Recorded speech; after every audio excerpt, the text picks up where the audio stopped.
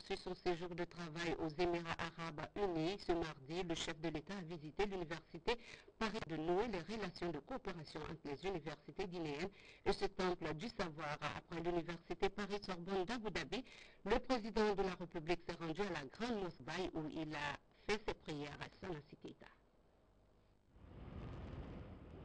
L'université Paris-Sorbonne d'Abu Dhabi.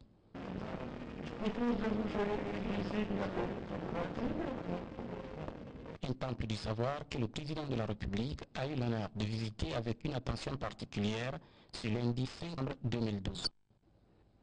De la salle des classes en passant par la salle des spectacles bien équipée, une forte capacité d'accueil jusqu'à la grande bibliothèque, tout réussi par le chef de l'État, qui s'est souvenu de cette grande université dans laquelle il a enseigné pendant plusieurs années, à Paris, la Sorbonne. Le président de la République s'est réjoui d'avoir visité cette grande université avec laquelle le professeur Alpha Condé compte sceller un véritable partenariat avec les universités guinéennes. Objectif, amener les étudiants guinéens ici à se former davantage.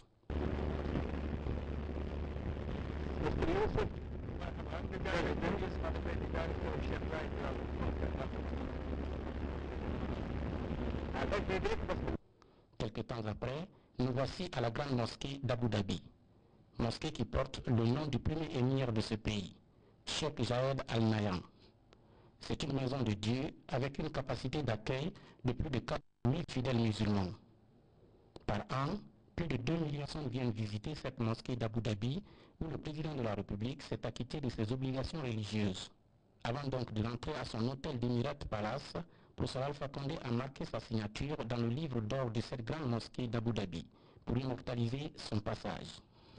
La visite du président de la République, professeur Alpha Condé, a pris fin ce mardi 6 novembre 2012 à Abu Dhabi, aux Émirats arabes unis. Demain mercredi, professeur Alpha Condé est attendu dans la matinée à Conakry. Et puis l'actualité politique américaine reste dominée par l'élection présidentielle. Des millions d'électeurs américains désignent ce mardi leur représentant qui de Mitt Romney ou de Barack Obama présidera aux destinées du pays pour les 4 prochaines années. Alors que les derniers sondages donnaient les deux hommes au coude à coude, les premiers bureaux de vote ont ouvert sur la côte Est ce matin à 6 h heure locale. Le nom du 45e président des États-Unis sera demain. Quel est l'enjeu du plan de convergence et de stabilité sociale pour les populations à la base? La question a été largement débattue ce mardi autour de l'élaboration d'un document. Il s'agissait pour les participants aux travaux d'apporter leurs réflexions sur les procédures à suivre pour sa vulgarisation. François Lama. Le projet pacte de convergence et de stabilité, l'étude de plusieurs à Conakry, suscite des réflexions pertinentes.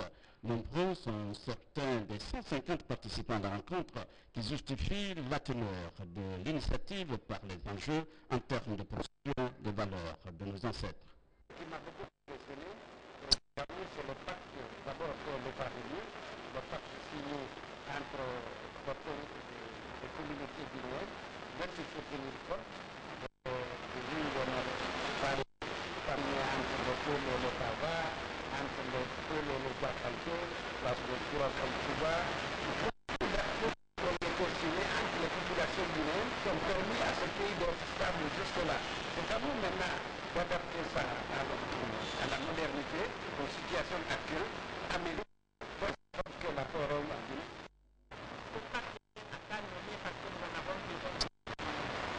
Nous avons pu faire beaucoup de choses. Notre tour d'une table pour discuter des problèmes de ce pays. C'est ça la vraie voie de la liberté. J'appelle aux jeunes d'être des artisans de la paix, qui les appellent aussi à la compréhension et aussi à une lutte pour mener cette nation vers le développement sur tous les plans. Les échanges se sont poursuivis ce mardi par des travaux de groupes thématiques basés essentiellement sur un TDR qui privilégie le point de vue de chaque participant. Les impressions sont très bonnes, à raison du fait que le document qui a été élaboré a été un document participatif. Les gens se sont rencontrés depuis la base jusqu'à maintenant. Et si le contenu du document prend en compte tous les aspects, c'est ce qu'on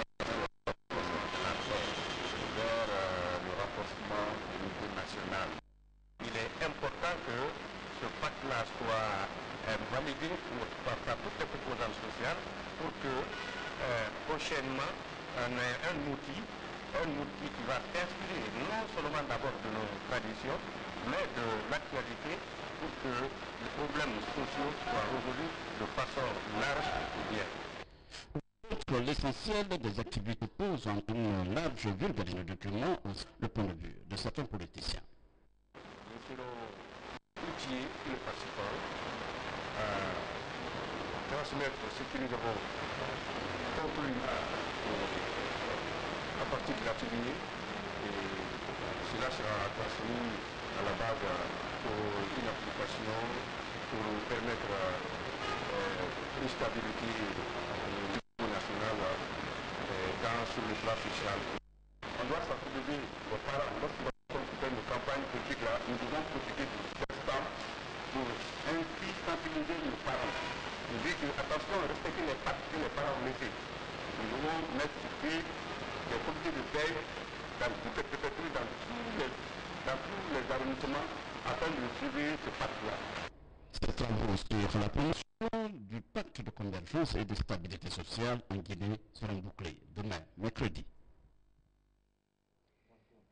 Et puis, ce communiqué au Conseil national de la Transition, le Conseil national de la Transition informe ses honorables invités, les présidents des institutions républicaines, les membres du gouvernement, les représentants du corps diplomatique et consulaire accrédités en République de Guinée, les représentants des institutions internationales en poste en Guinée, les gouverneurs de région et les préfets, les membres des partis politiques, les coordinations régionales et sages, les confessions religieuses, les maires de Conakry, communicateurs traditionnels, les représentants des forces de défense et de sécurité et autres invités, que la cérémonie de clôture de l'atelier de la promotion du pacte de convergence et de stabilité sociale en Guinée aura lieu à l'hémicycle du Palais du Peuple le mercredi 7 novembre 2012 à 15h sous la présidence de son Excellence, Monsieur le Premier ministre chef du gouvernement.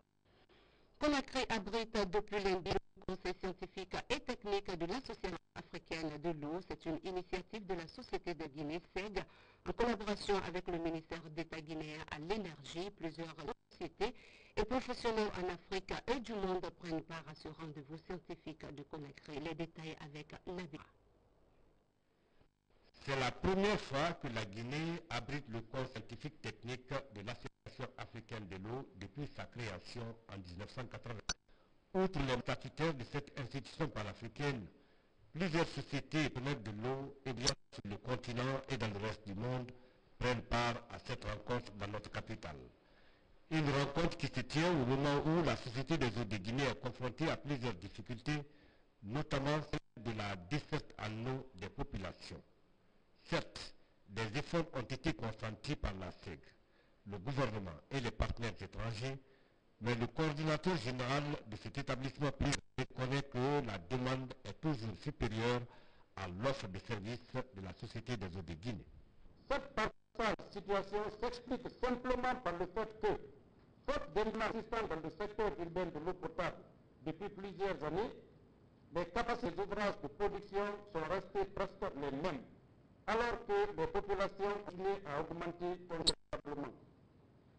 Il en résulte à ce jour un site estimé à 115 000 m3 jour que la SEG délivre progressivement par des actions programmées à court, moyen et long terme grâce au soutien du gouvernement et du président de la République, le professeur Akondé, qui ont mis au centre de leurs préoccupations la fourniture d'eau potable à tous les citoyens. Le président de l'Association africaine de l'eau estime que le conseil scientifique doit étudier, analyser et réfléchir pour relever les défis qui se posent à son institution, également aider à accomplir sa mission. Pour le ministre d'État en charge de l'énergie, tous les moyens seront utilisés par l'État guinéen pour combler ces déficits d'eau en Guinée. Le gouvernement vient d'initier un grand programme dénommé 4e projet eau de la ville de Conakry, qui va permettre à la Société des eaux de Guinée de payer très rapidement le déficit qui a été annoncé et de pouvoir répondre à la demande sans cesse croissante jusqu'à l'horizon 2030. Nous sommes d'avance rassurés que les débats qui découleront de vos assises vont permettre à vos gouvernements respectifs d'élaborer des programmes efficaces et durables afin de juguler le déficit que chacun de nos pays connaît aujourd'hui en matière de desserte en eau potable. Dans les couloirs de ce forum, sociétés professionnelles de l'eau ont organisé une grande exposition des produits destinés à l'assainissement et à l'approvisionnement de l'eau potable. Si à longtemps,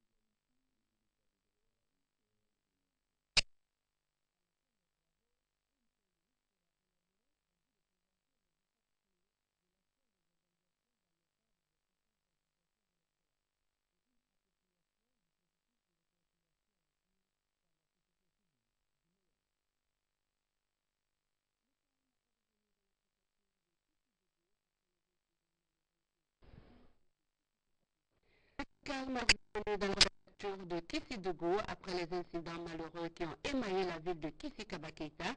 C'est grâce à une mission gouvernementale conduite par le ministre délégué au budget. Mohamed Djaré était accompagné par ses homologues de la pêche et de l'agriculture. François Mara Kabamagasouba.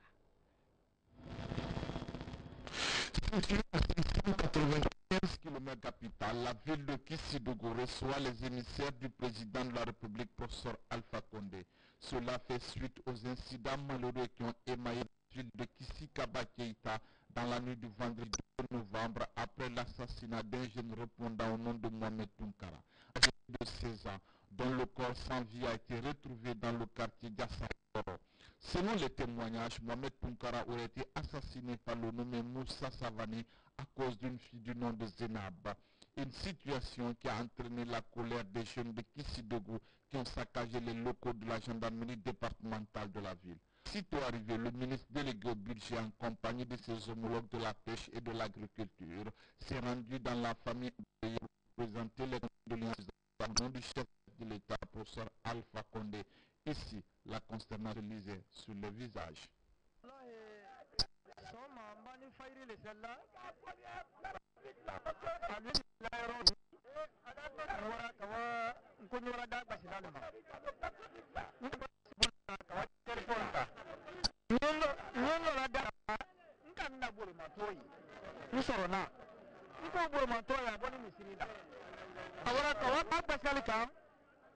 lui voulez, à le Sénégal, comment m'a dit, à Diogo, comment m'a dit, t'as d'affaires. Comment on va me dire la parole de bon de quoi sur la Nissinaka. Finalement, aucun acteur sur Takawa,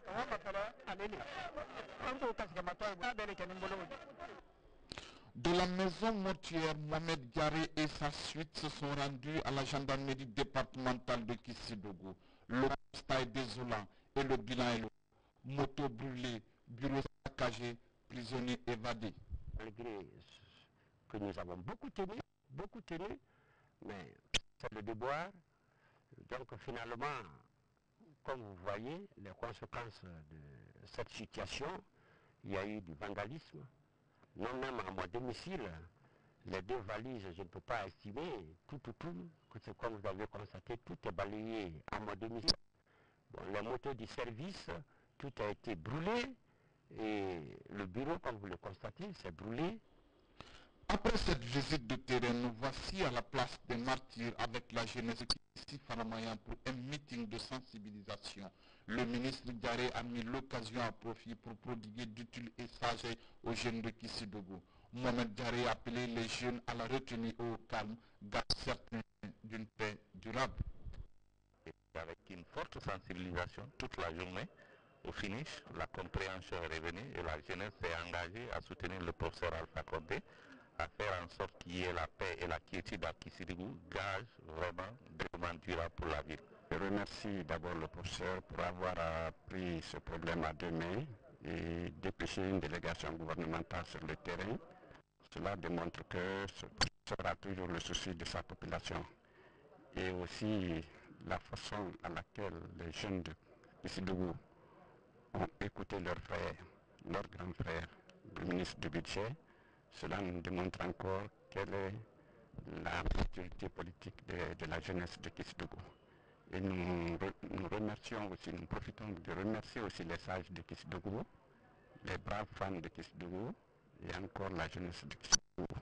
Et heureusement pour nous, je veux dire que nous avons discuté avec elle et finalement on s'est compris, la jeunesse est d'accord, la jeunesse comme elle a toujours été, soutient les actions du président de la République. La jeunesse a soutenu le professeur Alpha Condé avant qu'il ne soit président de la République et la jeunesse a pris l'engagement de le soutenir aujourd'hui et encore demain. Et donc, au nom de l'ensemble des membres de la mission, nous sommes très heureux, nous sommes très contents, nous remercions cette jeunesse, nous remercions les sages, nous remercions les autorités administratives et politiques de Kissidougou. Tout le monde s'est ajouté à la mission pour essayer de calmer les esprits.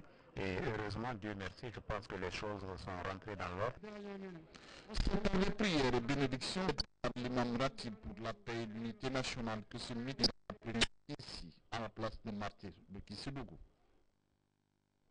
Au chapitre 30 de cette édition, le ministre de la Santé et de l'Hygiène publique a entrepris récemment une tournée de prise de contact avec les sanitaires de la capitale. Au cours de cette première rencontre, Dr Nyako Lama a d'abord échangé avec les responsables de cette sanitaire avant de constater de visu les réalités du terrain et recenser les problèmes auxquels sont confrontés les établissements de soins en vue de proposer des solutions. Les hôpitaux nationaux de Danka et Niasdine ont situé les premières étapes de cette série de rencontres. Moussa Komara, Sori de Keira, signe ce reportage.